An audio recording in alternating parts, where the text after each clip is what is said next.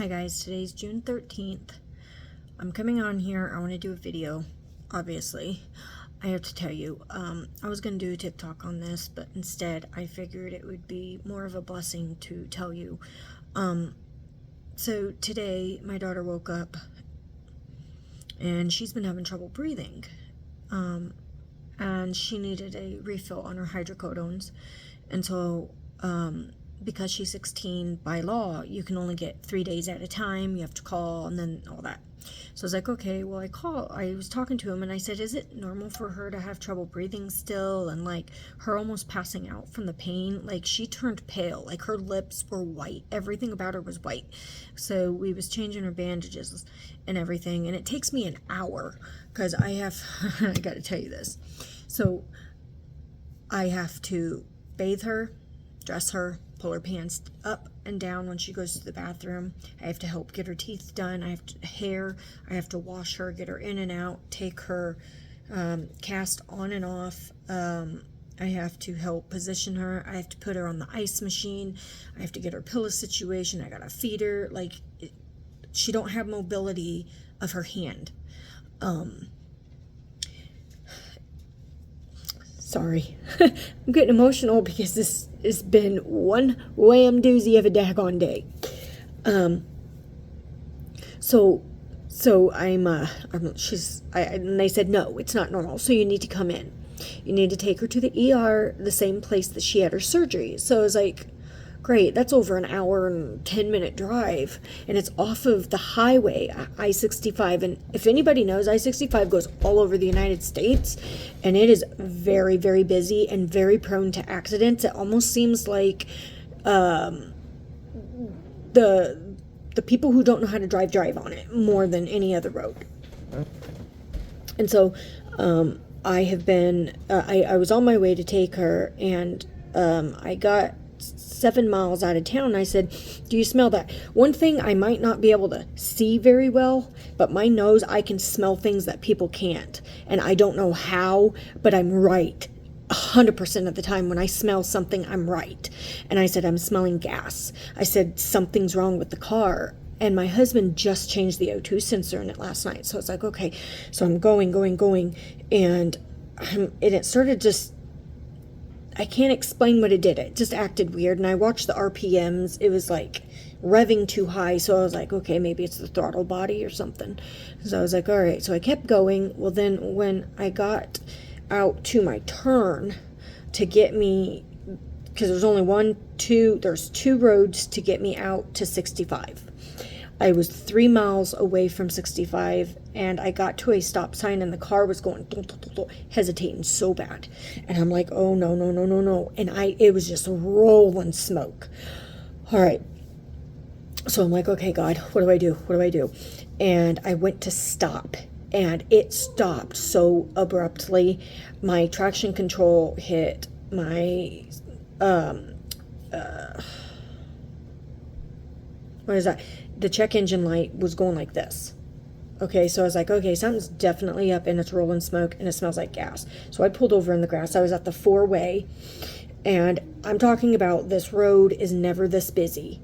But it's also kind of a detour from the other road. So I was like, okay, well, I pull over, and I instantly stop. I said, get out of the car.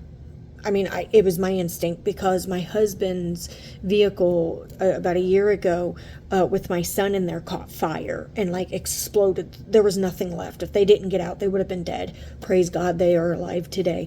But so I get out, I'm looking under the car, I'm popping the hood, seeing if there's hoses and gas and everything. I was like, what the heck? Well, then I went to turn it off because it was just rolling so much. And when I did, it wouldn't turn back on. So I was like, oh, crikey. I'm calling my husband. He was already part way. He was like 10 miles away going to the junkyard. And I'm like, great. So he was mad because he couldn't come get us in his 3-seater cab. So he had to go all the way back home, drop it off, come get me. I was like, God has to be telling me something. I know this is a long story. I'm sorry. And I was like, God, I don't understand. And I'm over here real quiet. And I'm just like, God, all I want to do. Well, I did have somebody stop. And I was just bawling. And I said, I'm trying to get my daughter to the hospital. She just had surgery 3 days ago. I said, and the car just blew up. I said, I don't know what to do. All right, so anyways, my husband comes get me. We get home. He tells me what's wrong with it. It was a mouse ate my wires, the ignition, or the whatever it is, the ignition wire. I don't know. The intake wires, that's what I meant. So he said I have to take the whole top end of the motor off and everything. He said replace those, and then I have to replace the intake gasket, and if it's not that, then I just got to go down the line. I'm like, great. And I said, God, what is it? Just a little while ago on the news, there was a police shooting and a high police chase that lasted for 6 hours on I-65, and it was closed down. I was 3 miles away, and it was at the exact same time that I was there. I said, if that's not God, I don't know what is. Satan is trying his darndest to get to me. Then tonight, I'm trying to bathe my daughter. Finally got me a good shower chair. The shower chair that I was given was not very good. It was a double wide, and she had surgery on her left, and the chair had to be on her left. So she would have been in the water instead of out. So I was like, I can't use this. Anyways, so then it takes me at least 45 minutes getting her bathed. It takes me another 10 getting her dressed, drying her off. And it takes me another 10 to 15 to get her hair done, dried, and brushed. And then it takes me more time because I have to get the ice machine ready and everything. This is a routine. This is a lot on me.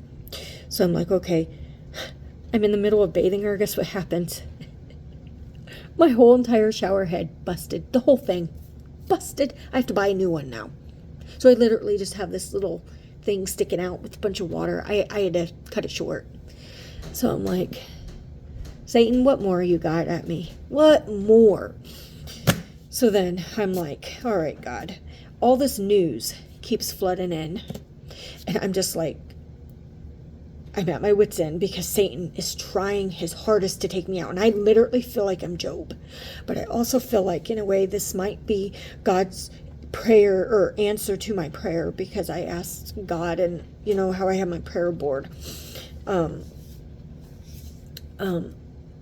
I asked God to do whatever it took, except for taking lives away to wake my husband up, to get him saved. Well, he's saved, but I mean, get him out of his lukewarm stage, to get him more in tune with you. And I feel this could be it. But I don't understand why I'm getting attacked so bad. So I'm like, okay, whatever. You just roll with the punches, right? Stress is all in the way that you react. So I'm like, I'm not going to react. Finally got all my house done today. So I'm like, praise you, Jesus. Then we have a severe thunderstorm watch. And the weather's just now hitting bad. And it was 96 degrees today. And we were stranded, which I like the heat. So 96 is nothing. That's like perfect temp for me. I know I'm one of those weird people. It could be because of the nerve damage. I don't know. But then all of a sudden, all this news is flooding with the Russians and China and everything. And then this right here, I'm going to read you. Moscow Stock Exchange halts trades in dollars and euros. Why is this a big deal? This is a massive deal. Moscow Exchange announced minutes ago that it will not conduct trading in dollars and euros starting from June 13th. Earlier today, U.S. Treasury announced that the United States is imposing sanctions on the Moscow Exchange and the National Clearing Center. Rumors swirling on Moscow right now say Russia may have to take out U.S. stock exchanges by placing them on the target list of decision-making centers that would make New York City a primary target for Russian military strikes. And what's funny is they are now in our borders, and I have a friend, her husband is ex-military, and I'm telling you right now, he even said that these are not drills. A lot of the military men that I know are even saying it's not drills. This is also how I know Jesus is just getting ready to pop through. Everybody's going through their season. Mine just happens to be now. So Ezekiel 7:19 says, all right, because my other videos you guys have seen, obviously, oops, didn't mean to push that button. They also are pulling out of the US dollars, and with it being the third seal, the balance beams, the black horse, this is it. Like you can't debunk that. But in Ezekiel 7:19, it says that they will throw their silver in the streets and their gold will be treated as a thing unclean. Oh, and China has stopped buying gold. Yeah. They don't have a way to continue buying it because they're pulling out too. So that's major deal. Their silver and gold will not be able to deliver them in the day of the Lord's wrath. It will not satisfy their hunger or fill their stomachs, for it has caused them to stumble into sin. Now, I'm not saying this is immediate going into effect, because obviously we're not in God's wrath, but we will leave because we are spared from wrath that is to come upon the whole entire world. Whether you want to believe in a rapture or not, I really don't care. But we are spared from wrath. And it even says that they're going to throw it because they're not going to be able to be delivered in the day of the Lord's wrath. Because what do? They keep buying, they keep selling up until the day that Noah entered the ark and everything gets swept away, the wrath time. Okay, and in 1 Timothy, I want you guys to understand it, 6:17, it says, instruct those who are rich in the present age not to be arrogant or to set their hope on the uncertainty of wealth, but on God, who richly provides us with all things to enjoy. A lot of these Hollywood people, and I've noticed a lot of people are storing up their money for vacations and boats and cars and houses, but they're not stocked and prepped on food. They're not stocked and prepped on their spiritual well-being, because all of this is temporary. And a lot of people don't even pay attention to that. They literally have this mindset money is going to continue going. I have talked to so many people about this for so long. I can't even talk to them anymore about it. It's just like, okay, whatever.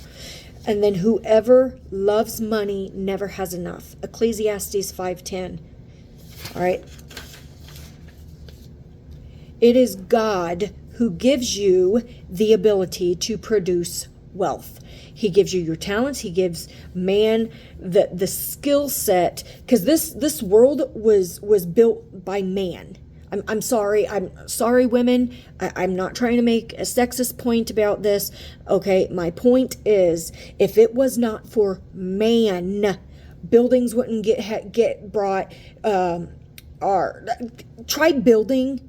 Have a community built of nothing but women. It's almost impossible. Men are built to create. They're the engineers, the instructors of keeping, to make this world go round. They're the reason we have cars. They're the reason we have things. But God gave man that ability to do that. And us women stand by to nurture the men and to help provide, to repopulate the earth, to keep doing what we have to do. But the thing is, our wealth. Wealth isn't just with money. It's with your produce. It's with your food. It's with your abundance that God has provided for you. But remember the Lord your God, for it is He who gives you the ability to produce wealth, and so confirms His covenant, which He swore to your ancestors as it is today. Because you cannot serve God and money. Matthew 6:24. That's extremely important. Okay? For I have seen a lot of watchmen, okay, talk, and then they have a link. Oh, please subscribe and, donate to this cause or this and that. And it's like, because they have 300,000 people, or they have 100,000 people, or close to that, thousands upon, pardon me. Great. Sorry, that was my son hollering. I guess I forgot to turn the smoker off over an hour ago. Great. Ugh. All right, so you cannot serve God fully with your whole heart if your mindset is in making money. It is because God said that I shall provide all your needs, just like the birds of the air, and the flowers and the trees. I provide for them. How much more will I provide for you? People lack faith. They're just a gimme. They're never satisfied.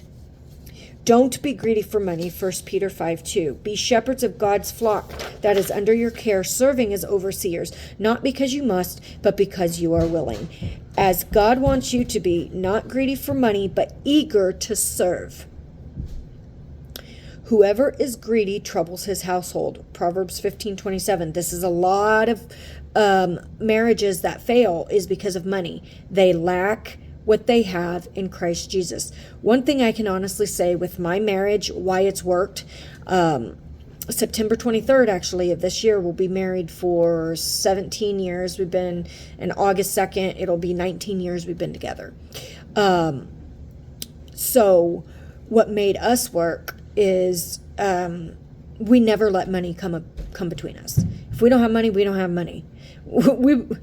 I took care of my husband. He didn't have a job or anything. Took care of him for the first few years we was together. No, he wasn't a bum. He had Crohn's disease and got really sick. Had to have surgery. But I stuck by him. I provided for him. And now he provides for me. And when we don't have money, I don't get upset. Because all this is temporary. I would love to have nicer things. I'd love to have my basement done. I'd love to have these, but when money becomes a factor, I don't even worry because I know God's got me. God gave me, where my husband is strong physically and is able to provide with that, I'm able to provide in ways, making homemade breads and pastas, planting a garden and canning. I do my fair share to keep us out of the store from spending so much money. Okay.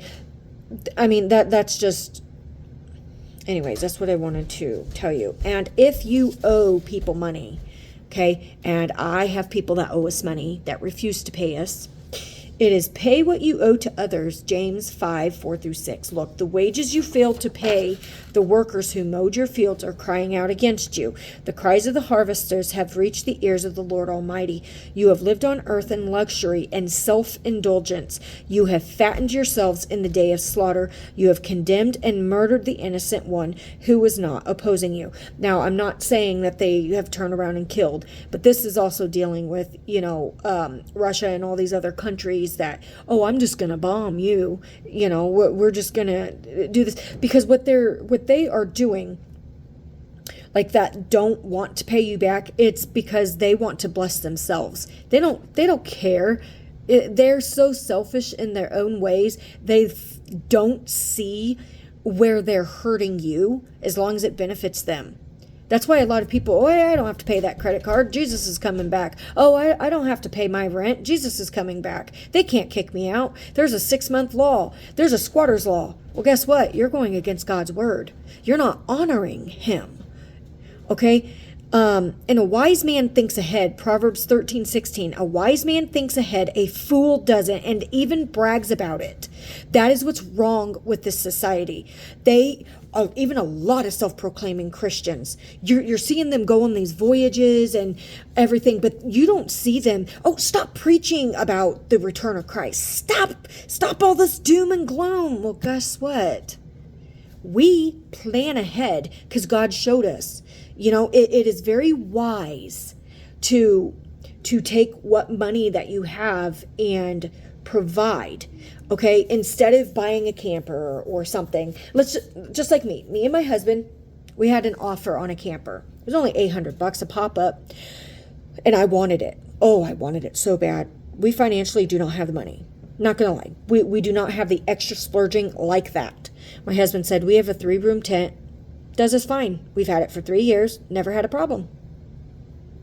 And then I'm like, okay, well, if we have the camper, what about my daughter, with her surgery? And then I was like, it would be easier, but it wouldn't because both the kids would have to share. And in the tent, they each have their own space. So I was like, you see what I'm saying? The priorities there. That wasn't a need. That was a want. God will provide all your needs. A tent isn't even a need. But God knows that it is going to cause my family enjoyment. That is our blessing for being honoring to Him, to being obedient. And so thinking ahead, planning ahead, I planned ahead and did a garden. Praise you, Lord, it's doing great. Because I pray over it, because that garden doesn't just take care of my family. It takes care of my extended family. It takes care of those in need who can't afford to go to the grocery store right now for a zucchini, for a recipe or something.